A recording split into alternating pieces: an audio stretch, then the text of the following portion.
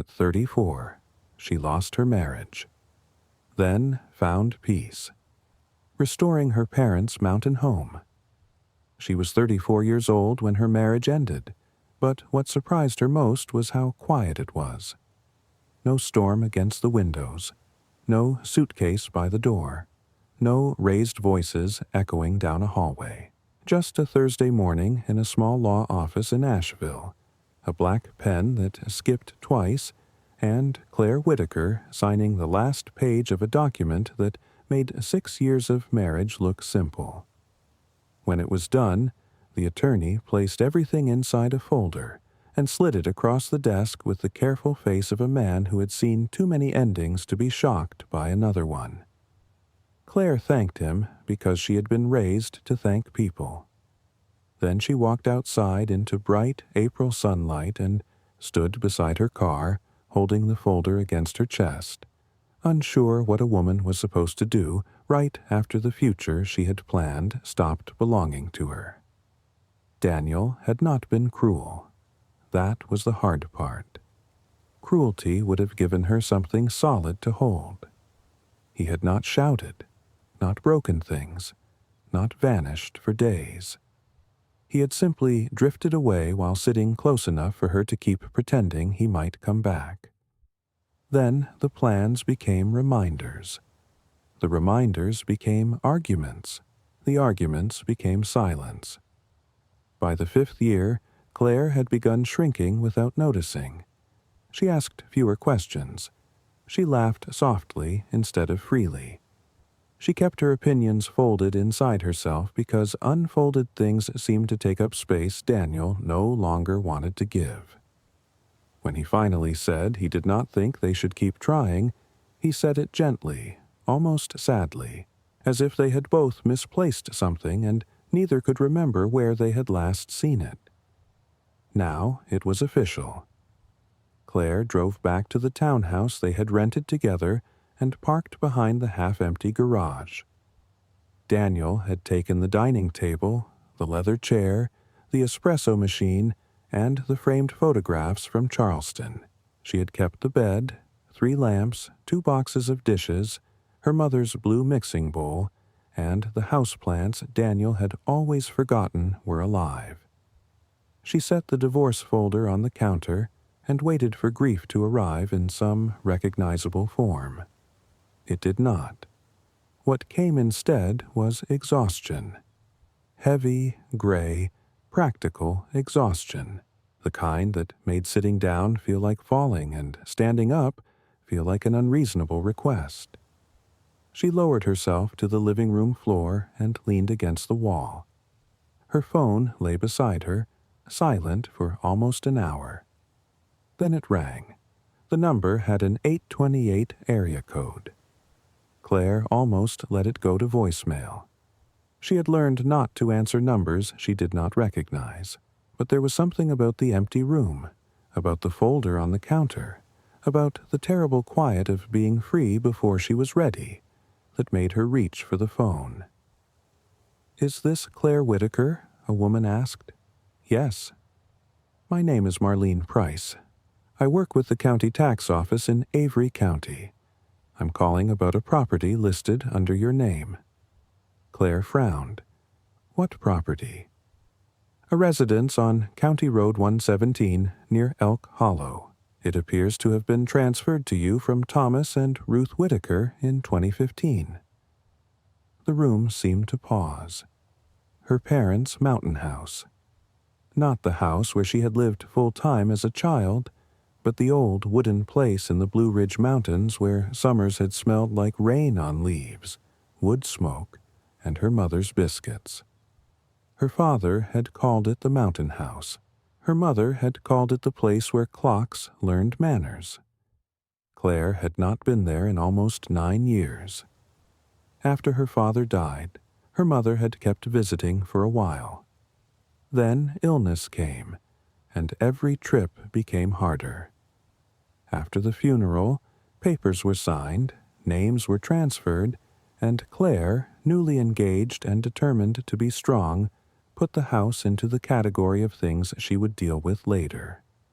later became years. "What about it?" Claire asked.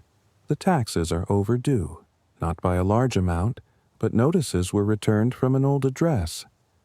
There has also been a complaint about the condition of the structure. A neighbor says the porch is unsafe." "How much are the taxes?" $87.42. Claire looked at the divorce folder on the counter. After attorney fees, moving costs, and the quiet expense of separating a life, it felt almost absurd that something belonging to her parents could nearly be lost over $87. "I'll pay it today," she said. "That will bring the account current," Marlene told her. "But if the house continues to deteriorate, there may be additional steps. I just thought you should know." When the call ended, Claire sat on the floor with the phone in her lap. For months, everything had been about what she had lost. The marriage, the plans, the version of herself that had believed being chosen once meant she would never have to choose herself again. But somewhere in the mountains, a house she had almost forgotten still had her name attached to it. The next morning, Claire drove north. She did not pack carefully. Careful belonged to the woman who had made shared calendars, retirement estimates, and grocery lists organized by aisle.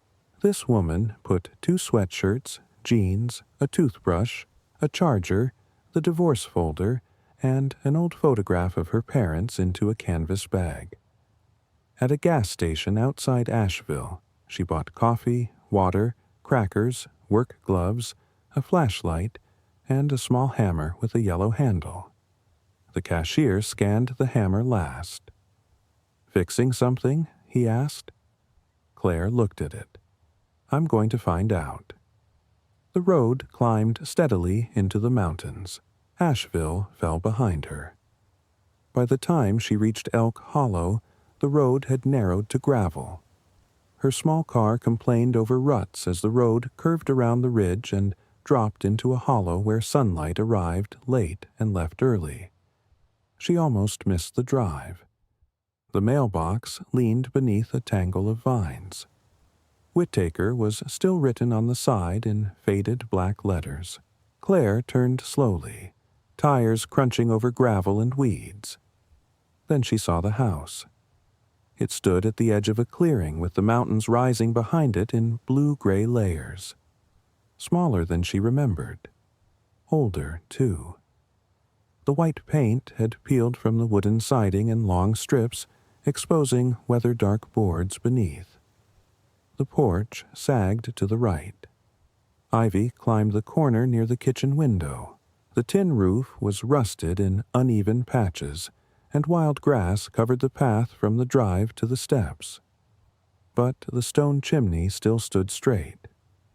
That was what made Claire cry. Not hard, just a sudden quiet breaking.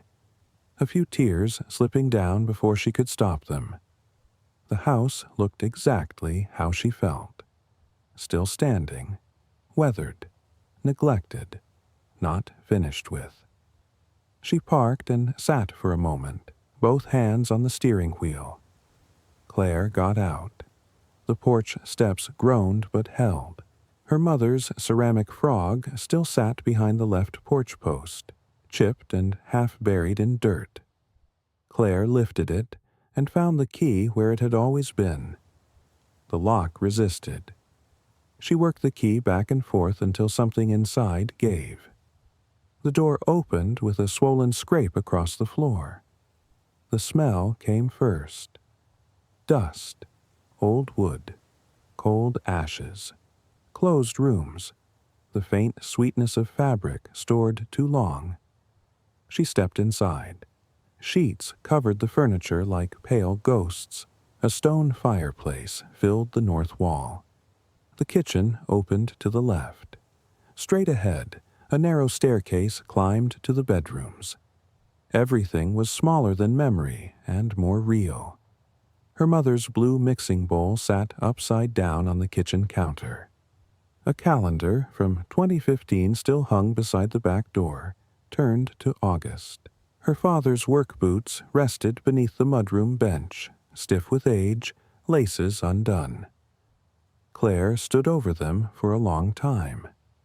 Then she went back outside and paid the taxes from her phone while sitting on the porch step. $87.42. That was what it cost to keep the house from slipping any closer to strangers. She had not come with a plan to restore anything. She had only meant to look at the place, maybe clean it enough to decide whether selling was the sensible thing to do. But the word sensible had begun to feel suspicious to her. Sensible had kept her in rooms where her heart had no oxygen. The house was not sensible. It was peeling, leaning, inconvenient, and cold. It was also hers. Later that afternoon, she drove down the mountain to a small hardware store with a bell over the door and seed packets displayed beside plumbing parts. An older woman at the counter looked up from a crossword puzzle. "Need help?" "I need to start fixing a house," Claire said. "For $23, she said. "You don't fix a house. You introduce yourself to it." She sold Claire a used pry bar, sandpaper, a small brush, a packet of nails, and safety glasses discounted because the packaging was torn. She added a half-used tub of wood filler from under the counter and refused to put it on the receipt. Claire drove back up the mountain with the supplies on the passenger seat. She began in the kitchen. Not because it needed the most urgent repair, though it might have, but because the kitchen was where her mother had hummed while making biscuits, where Claire had once announced at 12 years old that she would leave the mountains and live somewhere important. Her mother had only smiled. "Then make sure important doesn't mean lonely," she had said. Claire had rolled her eyes then. She understood it differently now. The lower wall beside the old stove had bubbled outward from moisture. Claire put on the safety glasses, wedged the pry bar behind the trim, and pulled. But there was mercy in work that answered honestly. Pull, and the board resisted. Tap, and the nail loosened. Pry too hard, and the wood cracked. Nothing avoided the truth. Nothing said it was fine when it was not.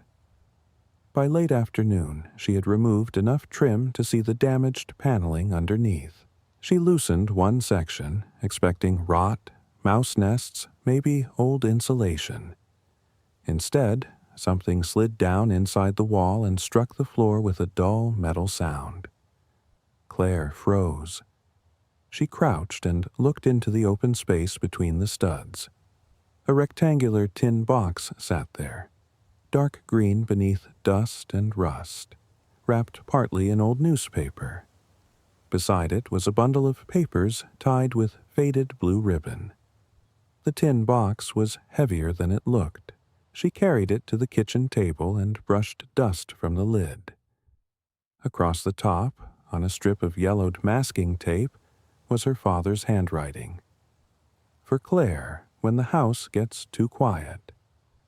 She sat down before her knees could stop holding her. For several minutes she did not open it. Yet here was a box hidden in a wall, waiting for the moment the house got too quiet. Inside the papers was a hand-drawn map of the property.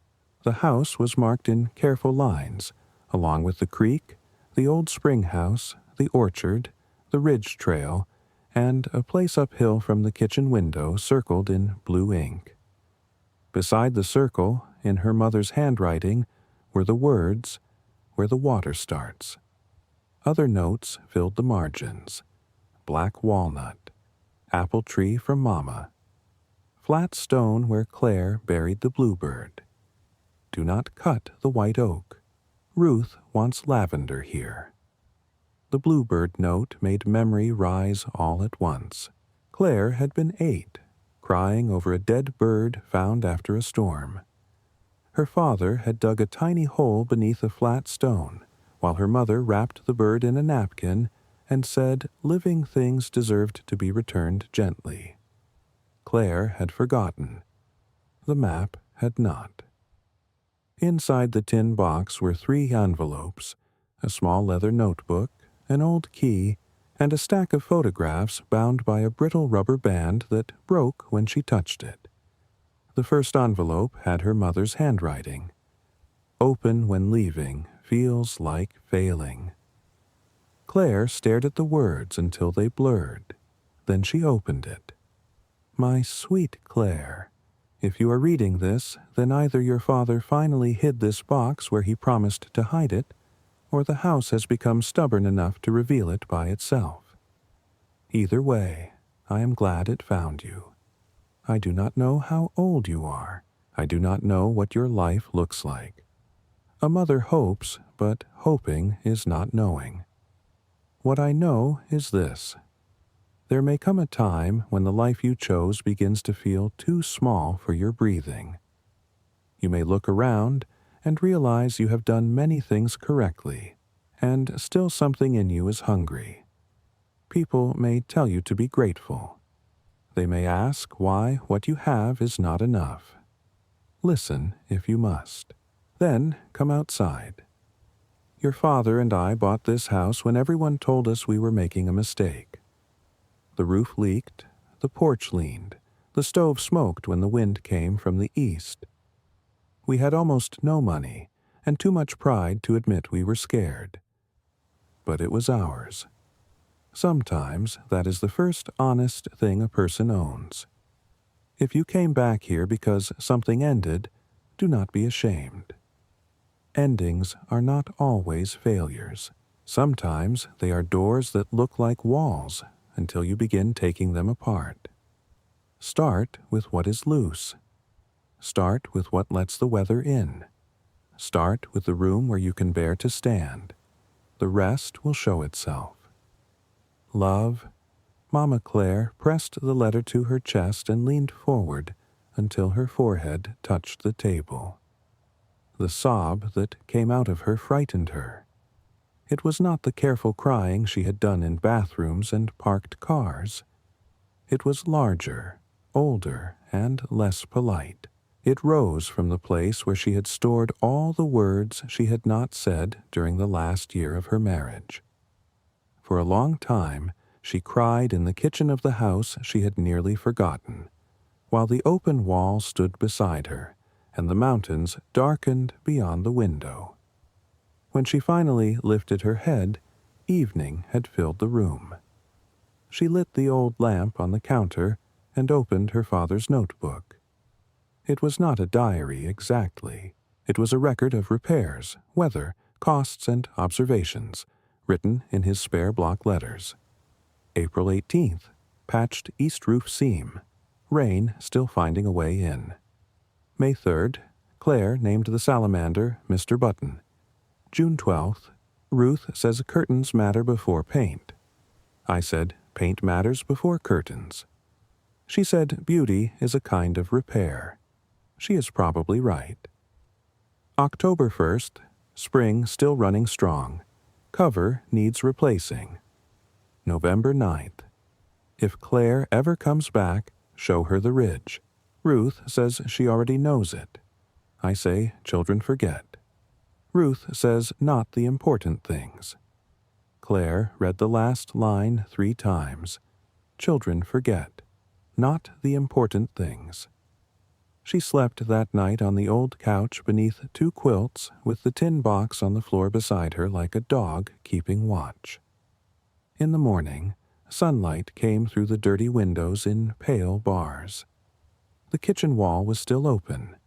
Dust lay everywhere. The porch still leaned. The house had not been transformed. But Claire felt something she had not felt in months. Direction. She made coffee in a saucepan because she could not find the percolator. Then she took the map and followed the overgrown trail behind the house toward the blue circle. The path climbed through rhododendron and mountain laurel. Water sounded before she saw it. Then the spring appeared beneath a shelf of stone, clear and cold, spilling into a narrow channel lined with moss. The wooden cover had collapsed, but the water still moved. Claire knelt and put her fingers in it. The cold stung her skin. She laughed. Nothing was solved. The divorce still existed.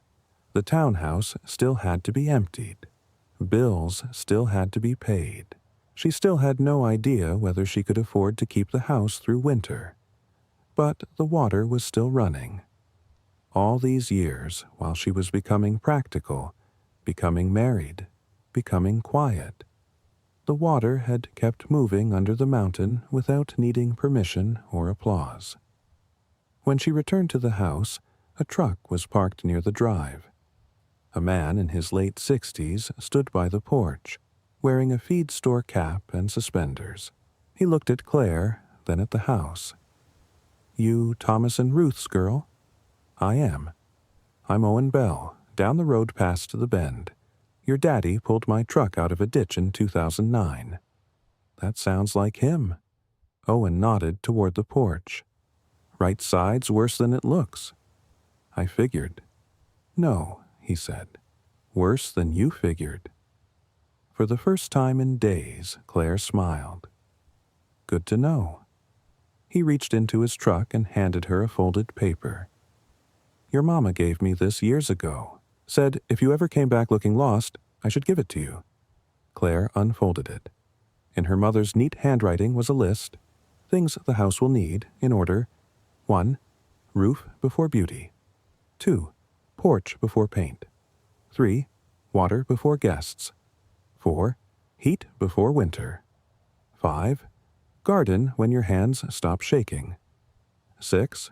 Curtains last. Claire read it twice. Owen stepped onto the porch and tested a board with his boot. "I can help with the porch Saturday," he said. "I can pay a little. You can feed me lunch. I don't cook much. Then we'll both take a chance." That was how the mountain began to answer her. Not with miracles, with practical kindness. Owen came Saturday and showed Claire how to remove rotten porch boards without ruining the sound ones. A retired teacher named Lila brought soup and stayed to wash the kitchen windows because, she said, grief was harder in dirty light. No one asked for the whole story. They seemed to know enough. The marriage had ended. The house belonged to her parents. She had come back alone. She was trying. That was enough. Daniel called once in May. She let it go to voicemail. His message was kind, uncertain, and unnecessary. He said he had heard she was staying at her parents' place. He hoped she was all right. He knew things had been hard. Claire listened while standing in the kitchen, paint on her wrist, her mother's letter folded in her back pocket. Then she deleted it. Not angrily. Just because there was nothing in his voice she needed to carry into the evening. By early summer, the kitchen wall was closed. Claire painted it warm white and hung her mother's washed curtains even though the porch was still unfinished and the roof still needed professional help. When June saw the curtains, she raised an eyebrow. "Curtains before roof?" Claire smiled. "Beauty is a kind of repair." June studied her, then nodded as if that settled the matter. In June, Claire followed another mark on the map and found the old orchard. It was hidden behind brush in the lower meadow, 6 apple trees twisted and half wild, their branches heavy with small green fruit. Owen helped clear the worst of the brambles. Lila brought lemonade. June brought gloves. When the trees stood visible again, crooked but alive, Claire placed her palm against the largest trunk. "My mother's note says this one came from her mother." Owen nodded. "Your mama made apple butter from those trees every fall. Whole hollow smelled like cinnamon." That evening, Claire opened the second envelope from the tin box. "Open when you find the trees." Inside was her grandmother's apple butter recipe, with notes from her mother written in the margins. Less sugar, more patience. Do not rush what needs low heat. At the bottom, her father had added one line. Claire likes it on biscuits, even when she says she does not. She laughed and cried at the same time. Summer brought heat, work, and small changes that would have looked unimpressive to anyone who had not seen the house before. The porch stood level. The spring had a new cover. The front door, sanded and painted deep blue, opened without scraping. Lavender returned beside the steps after Claire cleared the weeds around it. She planted herbs in clay pots because her mother had once wanted herbs there and never gotten around to it. Money remained tight. Some mornings she woke counting bills before her eyes opened. Peace, she learned, was not the absence of fear. It was the presence of something stronger beside it. The house gave her that. A leaking roof did not care whether she felt brave. Wood had to be stacked, whether she understood her future or not. Beans had to be soaked. The spring cover had to be checked after storms. Work gave her grief a shape. In August, the apples began to ripen. They were small, irregular, and tart. Nothing like the polished fruit in stores. Claire made apple butter for the first time on a rainy Saturday, with Lila standing beside her and her mother's blue bowl on the counter. The house filled with the smell of apples, cinnamon, and low heat. By evening, 12 jars cooled on the counter. Claire labeled them by hand. Mountain House Apple Butter. On the last jar she wrote, Ruth's Recipe. Claire's Hands. She kept that one for herself. The third envelope remained unopened until October. Claire knew what it said on the front. She had read the words many times. Open when you are ready to stay. On the morning of what would have been her 7th wedding anniversary, Claire woke expecting the day to hurt. It did, but not the way she thought. The grief came gently while she was stacking firewood. A memory of Daniel at the end of an aisle in a gray suit. His nervous smile. Her own certainty. The impossible innocence of believing love would remain itself without attention. She sat on the woodpile and let the memory pass through. She did not hate him. The marriage had been real. The ending had been real. Both could be true without one devouring the other. After lunch, she opened the third envelope. Inside was a deed. Not to the house. She already had that.